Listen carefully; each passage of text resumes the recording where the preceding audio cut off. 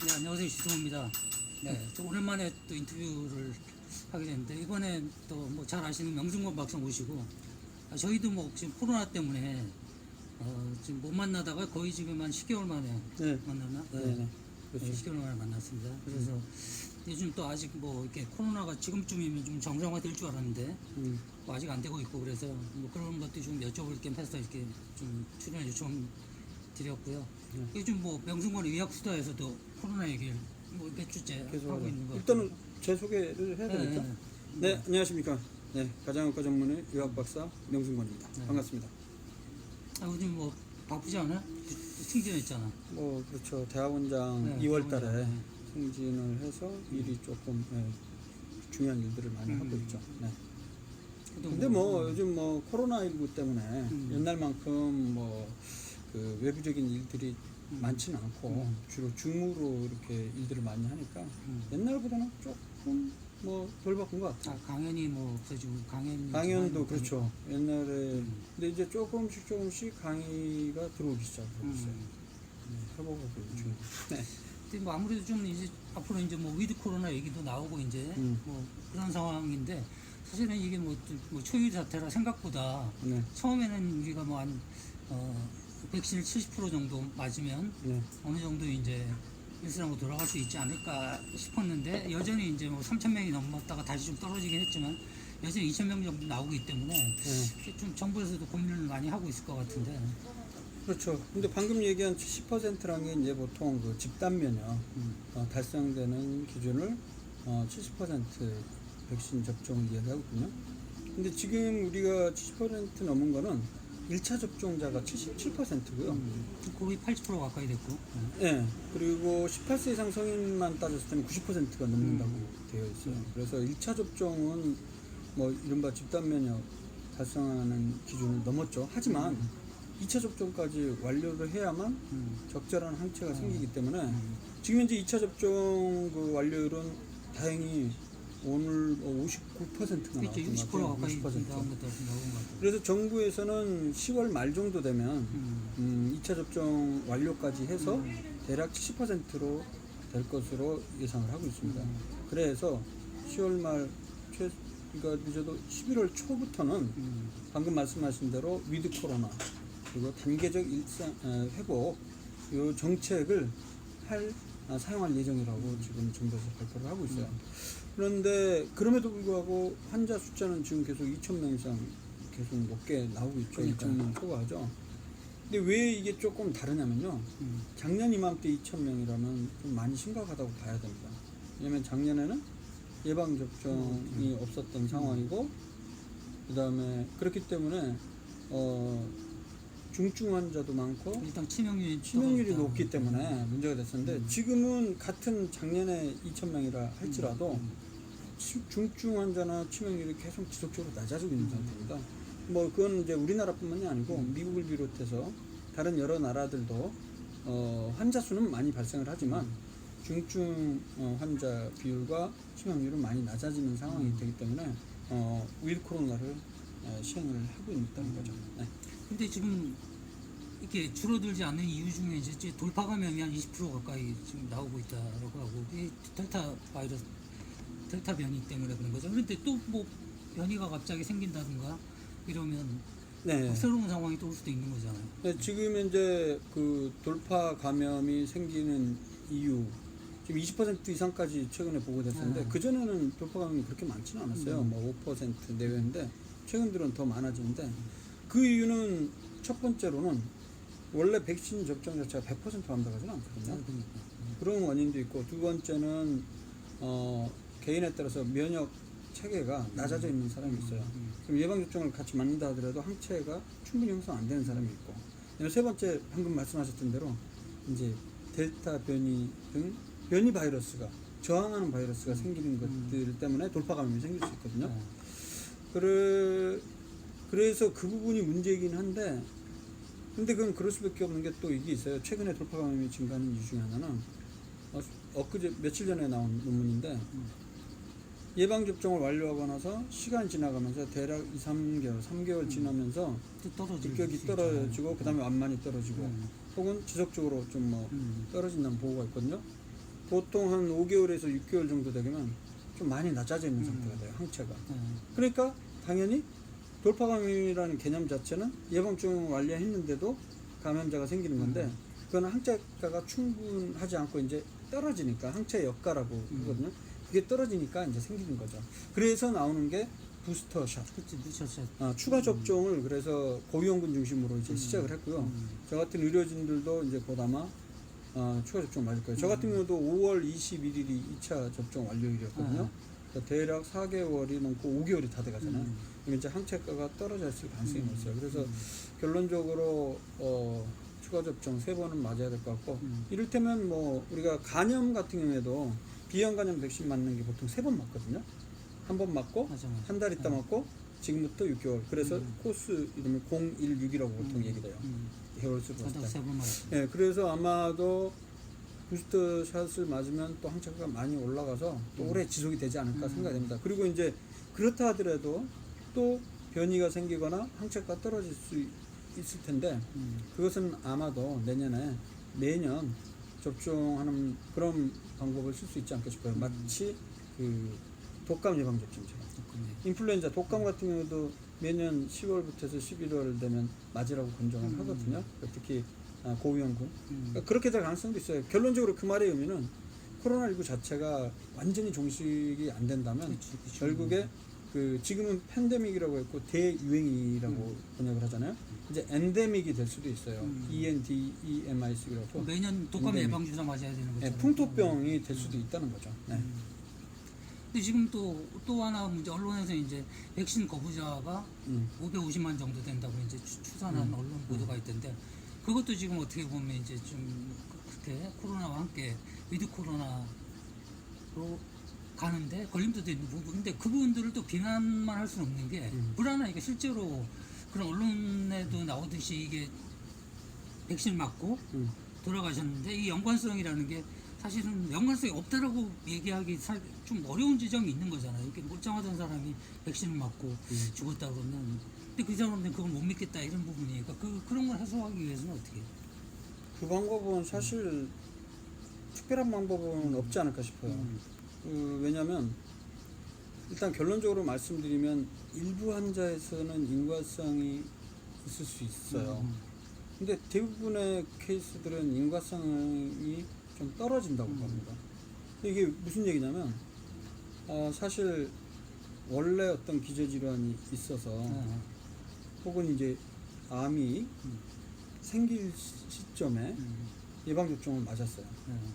그래서 어떤 질병이 생기거나 심지어 혈액종양, 암까지 생기고 그럴 수 있는데 그걸 마치 시기적으로 백신 맞고 나서 진단을 받았으니까 백신 때문이냐 아니냐 이거거든요.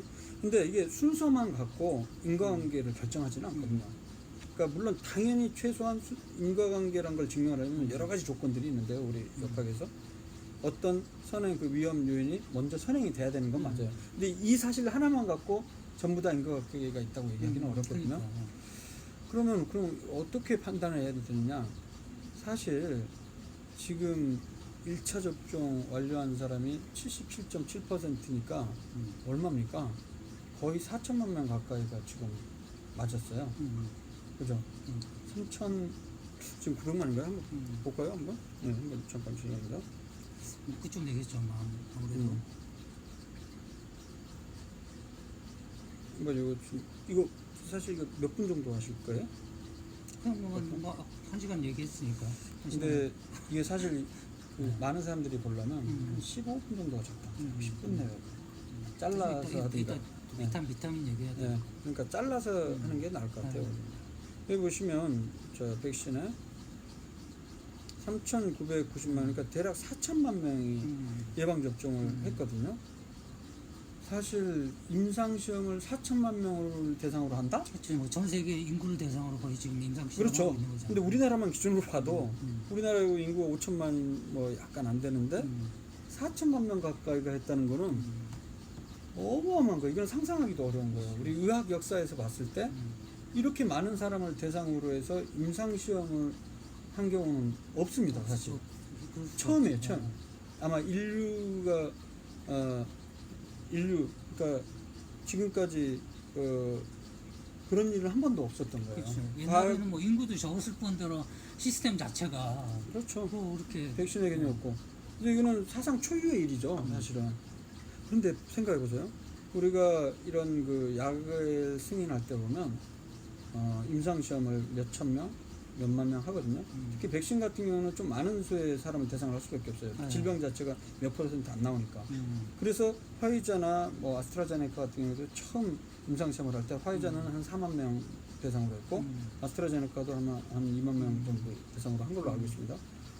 4만 명도 상당히 그 연구 규모가 큰 거거든요. 근데 그런 상황에서 부작용이 몇 명씩 발견이 되고 이런 것들을 갖고 우리가 일단 그 부작용 확률은 어떤 게 있을 수 있다 얘기를 보통 하거든요.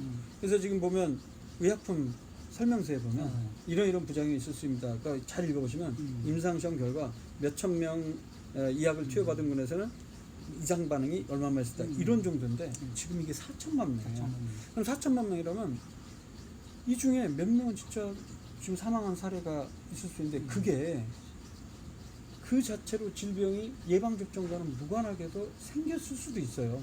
지금 거의 한 7, 8개월 동안 하는 동안에 누구든 그 와중에 어떤 질병이 발생하고 심지어 암도 발생을 할 수 있고 근데 누구나 다 맞다 보니까 이걸 물론 맞는 사람의 입장에서는 그러니까 그런 질병이 발생하는 부작용이 발생하는 사람 입장에서는 당연히 그걸 의심할 수는 있는데 인과관계로 봤을 때는 그 관계성이 굉장히 떨어진다고 보는 거예요. 4천만 명이 맞았는데도 지금 사실 그 부작용으로 해서 인과관계가 확실한 건 몇 건이 안 되거든요, 지금. 그런 식으로 봤을 때, 확률로 봤을 때는 극히 부작용 자체도 드물지만, 물론 이런 두통이라든가, 부종, 고열, 이런 부작용은 20몇 %, 30몇 %까지 나와요. 근데 다행히도 그런 거는 경증이기 때문에 지나가는데, 결론적으로 이런 심각한 합병증은 굉장히 드문 것으로 판단해야 되지 않겠나 싶습니다. 근데 이렇게 많이 또 임상 실험이라고 표현하셨는데 그러다 보니까 좀 계속 개선을 하고 있을 거잖아요. 화이자나 모더나 아스트라제네카 이런 측에서도. 네, 그래서 지금 이런 상황 갖고 또 다른 새로운 백신들 이런 것들도 계속 이제 임상 시험 이제 시작하는 중이죠. 다른 회사들도 네. 그럴 거고. 네. 또 치료제 얘기는 지금 치료제가 거의 치료제는 최근에 먹는 치료제 먹기 전 한 알에 70만 원, 90만 원, 80만 원 80만 원 이상 그럴 정도인데 근데 그 효과가 결론적으로 그 약을 먹으면 바로 바이러스 없애고 이런 건 개념은 아니에요. 중요한 것은 이 약을 투여한 분에서 중증으로 가는 비율과 그다음에 사망하는 사람의 숫자가 좀 약간 줄어들 수 있기 때문에 치료제로서 승인이 곧 되지 않을까 싶긴 하거든요. 그래서 그 약은 생각보다 좀 빨리 나오는 편이라고 생각을 해요. 왜냐면 기본적으로 치료제라는 걸 개발을 할 때 신약이 발견되는데 보통 한 15년 정도까지 평균 걸리는 거로 되어 있어요. 그리고 신약 후보 물질이 5,000개에서 10,000개가 있으면 단계가 있어요. 사람을 대상으로 임상시험을 먼저 하는 게 아니고 실험실 연구, 동물 실험을 하거든요. 그 단계로 들어가는 게 한 250종밖에 안 됩니다. 거기에서 이제 효과 인정 가능성이 있다고 생각하는 거는 갖고 이제 사람을 대상으로 임상시험을 하는데 임상시험으로 들어가는 수가 보통 10개밖에 안 돼요. 그 중에서 1상, 2상, 3상이라고 단계를 거쳐서 비교 임상시험을 통해서 가짜약이랑 의약이랑 비교해서 효능과 함께 안전성이 확인되면 결국에 효과적인 약이 5,000개에서 10,000개 중에 최종적으로 하나 정도가 보통 남거든요. 그 과정이 보통 15년 평균이라고 빨리 돼도 5년에서 10년 걸리고 또 약 그 연구비도 수백억 수천억에서 조까지도 투여하는 그런 정도거든요.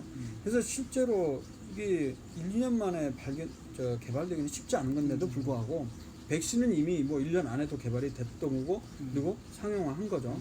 치료제도 지금 현재 앞으로 한두 달 이내에 승인이 될 가능성이 좀 높은 상황에 있습니다. 명목은 예전부터 이제 사회적 거리두기 이런 부분에 대해서 어쨌든 이렇게 자영업자 이런 사람들 때문에라도 좀 완화를 할 수 있으면 해야 된다라는 얘기를 많이 했던 것 같아요. 네. 근데 지금은 어쨌든 뭐 전 세계적으로 이렇게까지 가다 보면 뭐 이게 병 걸린 것도 병 걸린 거지만 네. 지금 한국에서는 굉장히 뭐 자영업자분들 많은 뭐 자살도 하시고 굉장히 어려운 지금 상황에 있다 보니까 지금 뭐 어차피 그렇게 가야 되잖아요. 또 네. 어느 방향으로 이제 정부나 이런 쪽에 명박이 만약에 뭐 정책을 네. 추진하거나 뭐 조언도 많이 구할 거 아니에요, 그쪽에서. 아니 뭐 그쪽에서 따로 그렇지 저한테 않아. 구한 적은 없는데 근데 뭐 글쎄 말이야 생각보다 듣보잡인가 봅니다. 그 사실 제가 작년 말부터 그런 비슷한 네, 주장을 그렇죠. 계속 페이스북에서도 해왔고요. 그때는 데이터가 충분하다는데 이제 최근 들어서 특히 한 8월 되면서 상당히 뭐 우리가 많은 충분한 자료를 얻게 됐어요. 대표적으로 치명률의 측면에서 보면 사실 단적으로 얘기해서 코로나19가 감기 수준이다라고 생각한다면 우리가 이렇게 사회적 거리두기를 안 하겠죠. 독감 시즌 때도 사회적 거리두기를 시행하지는 않잖아요.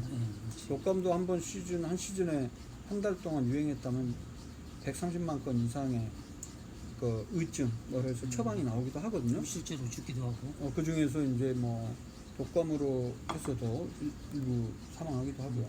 폐렴도 뭐 1년에 한 130, 150만 건, 이 정도로 발생을 하거든요. 하루에 뭐 3천 건 이상 발생을 하고 매일 60여 명이 사망을 하고 있거든요. 근데 만약에 이 코로나19가 감기나 독감 수준이라면 우리가 사회적 거리두기를 안 했겠죠. 그러나 초기에 치명률 자체를 보면 독감, 감기뿐만 아니라 폐렴보다도 치명률이 사실 높았어요. 초반에. 작년 초반에 몇 개월 동안 보면 보통 전 세계적으로는 치명률이 한 5% 내외가 나왔거든요. 보통 그 폐렴의 치명률이 입원 환자랑 외래 환자 토탈에서 한 대략 5%로 지금 통계가 나오고 있어요.